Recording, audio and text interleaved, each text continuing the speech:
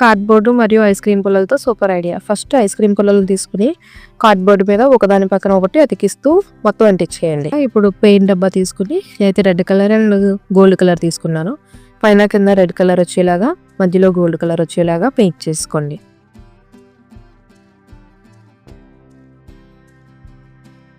చూసిన తర్వాత నచ్చినట్లయితే ప్లీజ్ లైక్ చేసి ఛానల్ని సబ్స్క్రైబ్ చేసుకోండి. అండ్ మొత్తం చూసిన తర్వాత మీకు ఎలా అనిపించిందో కూడా కమెంట్ చేయడం మర్చిపోకండి.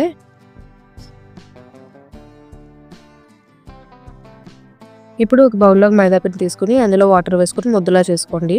ఇప్పుడు మనం ముందుగా రెడీ చేసుకున్న దాని మీద ఏదైనా రిఫరెన్స్ పిక్ తీసుకుని పెన్తో డ్రా చేసి పక్కన పెట్టుకుని ఇప్పుడు మైదా పిండిని ముద్దలా ఉంటుంది కదా, దాన్ని తీసుకుని మనకి ఏ షేప్ అయితే కావాలో ఆ షేప్లోకి నొక్కుని ముందు గమ్ అప్లై చేసి తర్వాత దాని మీద ఆ పిండి ముద్దను అంటించండి.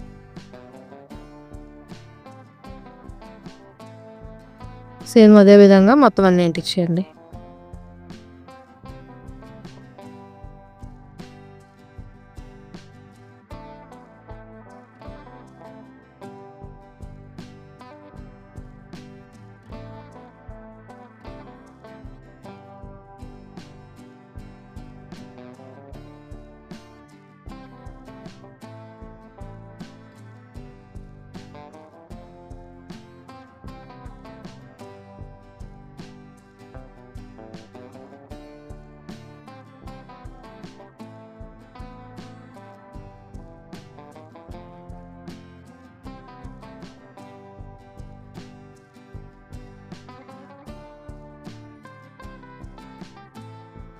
బాడీ అంతా అయిపోయిన తర్వాత హ్యాండ్స్ని కూడా సెట్ చేసుకున్నాను.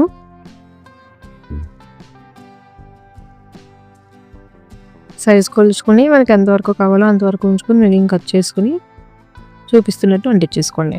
ఇప్పుడు దీని తర్వాత ఫ్లూట్ కోసం మళ్ళీ మైదా పిండిని తీసుకుని దాన్ని పొడవుగా స్టిక్లా చేసుకుని అది మౌత్ నుంచి వచ్చేలా పెట్టుకుని దాని నుంచి హ్యాండ్స్ వచ్చేలా పెట్టుకున్నాను.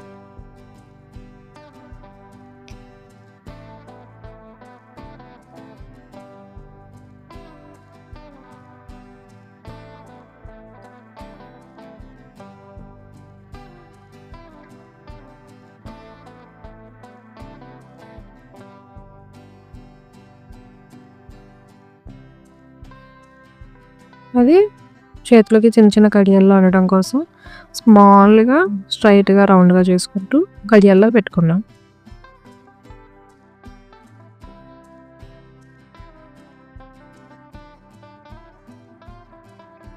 చిన్న చిన్న ముడతల్లో ఉండడం కోసం నా దగ్గర సిజర్తోనే దాని మీద గీతల్లా పెట్టుకున్నాను. ఇప్పుడు మెల్లలోకి చిన్న దండ లాంటిది కూడా చేసి పెట్టాను. కళ్ళు ముక్కు కూడా పెట్టేసుకుని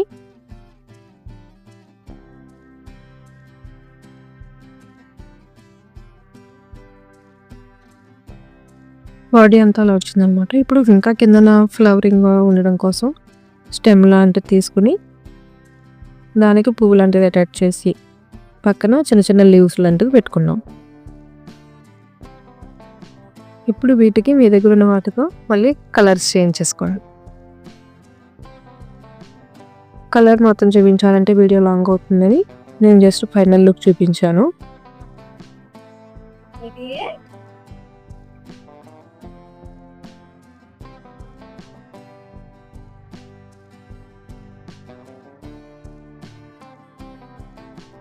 సో ఫైనల్ లుక్ అయితే ఇలా వచ్చింది. ఇప్పుడు మన దగ్గర ఉన్న మిర్రర్స్తో అక్కడక్కడ ఇంకా డిజైన్ వేసాను.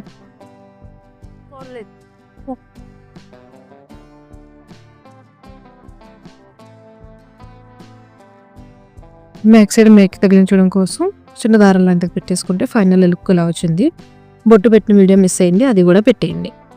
ఈ వీడియో మొత్తం చూసిన తర్వాత మీకు ఎలా అనిపించిందో కామెంట్ చేయడం మాత్రం మర్చిపోకండి.